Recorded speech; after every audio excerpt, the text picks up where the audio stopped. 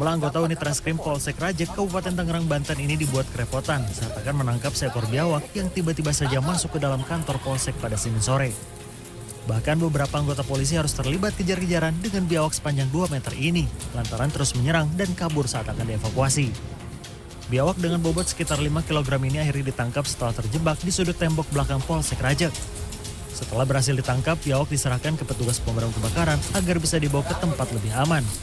Menurut petugas damkar, biawak ini masuk ke Polsek lantaran habitatnya di rawa yang berada di dekat Polsek Rajek ini kebanjiran setelah diguyur hujan. Petugas damkar terpaksa menjebol tembok saat akan mengevakuasi ular piton di lapak pedagang pisang di Kecamatan Curug, Kabupaten Tangerang, Banten Minggu malam. Ular piton sepanjang 4 meter yang terjepit di antara tembok lapak pedagang dengan rumah warga ini membuat proses evakuasi berlangsung cukup lama. Selain harus menjebol tembok lapak pedagang pisang untuk mengeluarkan ular piton, petugas pun harus ekstra hati-hati karena ular piton sempat menyerang. Setelah 1 jam lebih proses evakuasi, ular piton dengan bobot 10 kg ini akhirnya berhasil dikeluarkan dari sela-sela tembok. Petugas damkar mengatakan sebelum masuk ke tembok, ular piton yang berasal dari rawa ini sebelumnya berada di atap lapak pedagang pisang dan sempat menyerang. Setelah diamankan, petugas pemadam kebakaran akan menyerahkan ular piton ini kepada Balai Konservasi Sumber Daya Alam BKSDA Jakarta. Tim Liputan CNN Indonesia.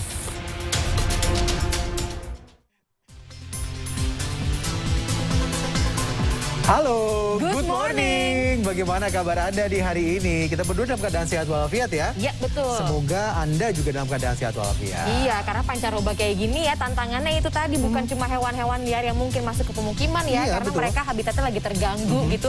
Tapi juga masalah kesehatan nih yang aduh entah itu flu, belum lagi anak-anak ada hepatitis akut. Ada juga penyakit mulut dan kuku pada hewan ternak. Nah, itu gitu dia. kan? Itu juga yang akan masih kita bahas ya. Salah satu informasi di Good Morning. Saya Daniar Akhri. Dan saya Alfian Raharjo. Kita lanjutkan kembali Good Morning pagi hari ini.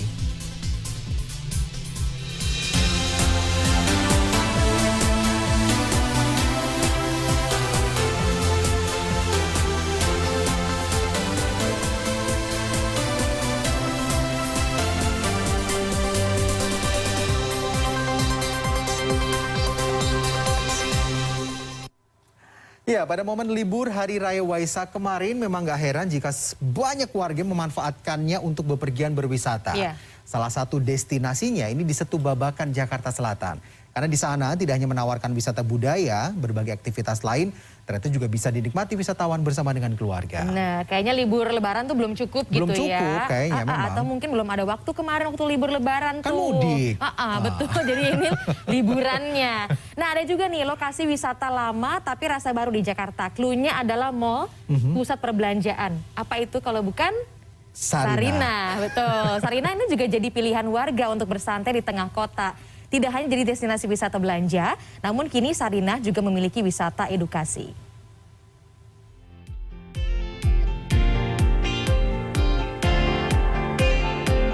Senin pagi, kawasan Setu Babakan di daerah Jakarta Selatan dipadati para wisatawan yang ingin menikmati libur Hari Raya Waisak. Sejumlah pengunjung pun mengaku memilih Setu Babakan karena menawarkan wisata budaya serta tidak dipungut biaya untuk memasuki kawasan perkampungan Betawi ini. Pengunjung pun bisa menemukan dan menikmati makanan khas Betawi seperti kerak telur dan juga es selendang mayang serta membeli souvenir khas seperti boneka ondel-ondel. Perkenalkan budaya Betawi aja, karena kita juga kan orang Betawi asli gitu. Jadi lebih mengenalkan aja ke anak-anak. Aja liburan, dalam rangka liburan ya, karena satu tempatnya juga merupakan tempat kebudayaan Betawi, kemudian juga murah meriah di sini semuanya, makanannya juga atau kulinernya juga serba lezat, enak gitu.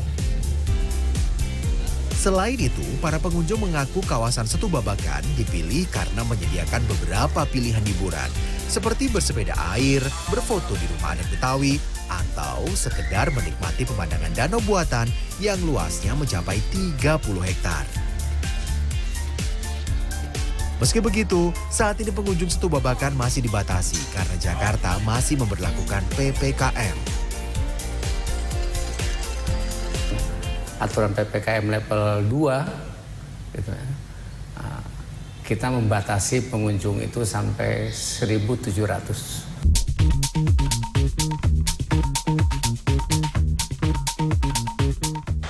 Nah, yang ini destinasi wisata lama tapi rasa baru. Usai renovasi besar-besaran sejak tahun 2020, kini Sarinah memiliki wajah baru. Selain menjadi destinasi wisata belanja produk-produk dalam negeri, Sarinah ternyata menyimpan sejarah. Salah satunya relief Sarinah yang sudah berusia 50 tahun dan menggambarkan tentang kegiatan masyarakat Indonesia sebelum zaman kemerdekaan. Relief ini menjadi destinasi baru bersama dengan museum mini foto-foto bangunan Sarinah sejak awal berdiri sejak tahun 60-an. Kini, pusat perbelanjaan modern pertama di Indonesia ini tak hanya jadi destinasi wisata belanja, namun juga menjadi wisata edukasi. Lagi bernostalgia. Lagi lepas rindu setelah 2 tahun tidak kemana-mana, tidak bertemu teman-teman. Terus mendengar melihat di TV ada Sarinah renovasi yang baru. Jadi kita kepengen ke sini. Ya, kalau sebelumnya emang udah pernah kesini. Dibandingin sebelum renovasi apa sih, Mbak? Kayaknya bagusan setelah direnovasi gitu, lebih modern ini ya. Lebih luas juga sih, lebih estetik juga. Puas berbelanja dan jalan-jalan, ada lokasi istirahat di area Skydeck. Pengunjung dapat menikmati pemandangan Jakarta hingga berburu senja. Nah, di wajah baru Sarinah juga ada Pasar Nusantara yang menjual berbagai makanan lokal khas Indonesia nih. Salah satunya pisang goreng keju. Jadi selain wisata edukasi, belanja, dan juga foto-foto, juga ada wisata kuliner. Menarik bukan?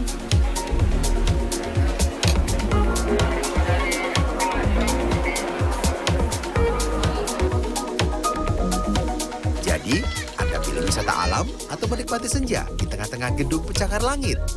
Tim Liputan, CNN Indonesia.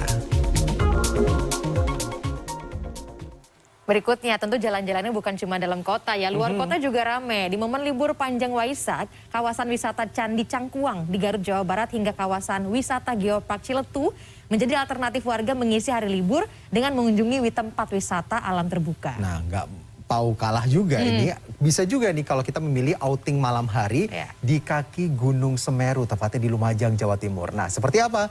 Berikut kami hadirkan informasinya.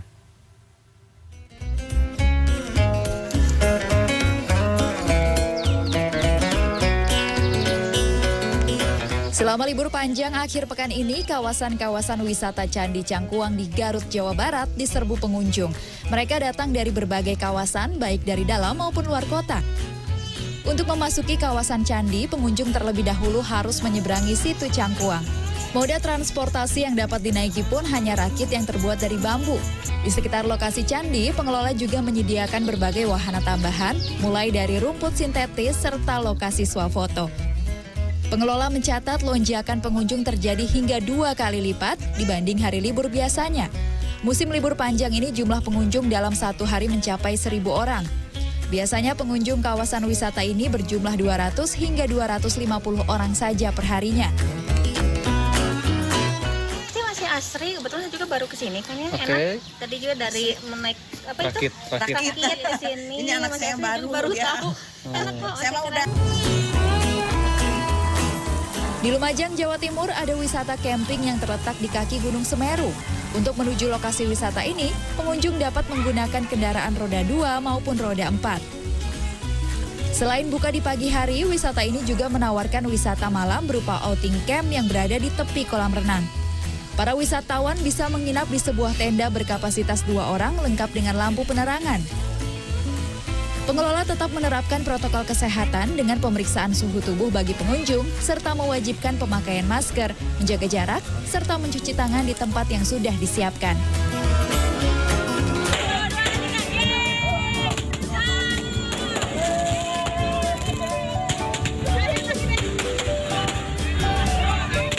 Langit Geopark Ciletuh Pelabuhan Ratu di Desa Ciwaru, Kabupaten Sukabumi, Jawa Barat berhias cahaya lampion pada Sabtu malam.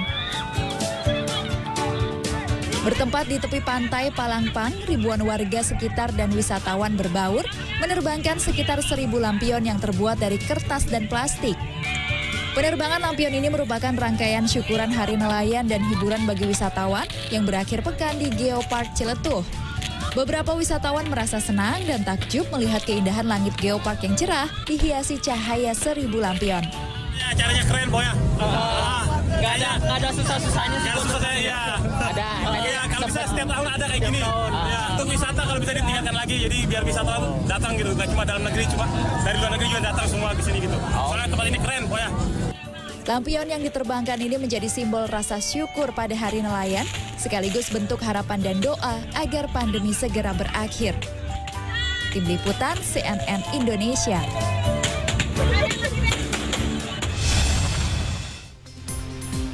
Usai jeda, kami akan kembali dengan olahraga yang populer di era 80-90-an. Apalagi kalau bukan inline skate atau sepatu roda. Nah, kini nih berkembang menjadi cabang olahraga dan peminatnya banyak dari anak berusia 5 hingga 15 tahun. Tertarik bergabung nggak sih? Nanti selengkapnya ya, usai jeda di Good Morning.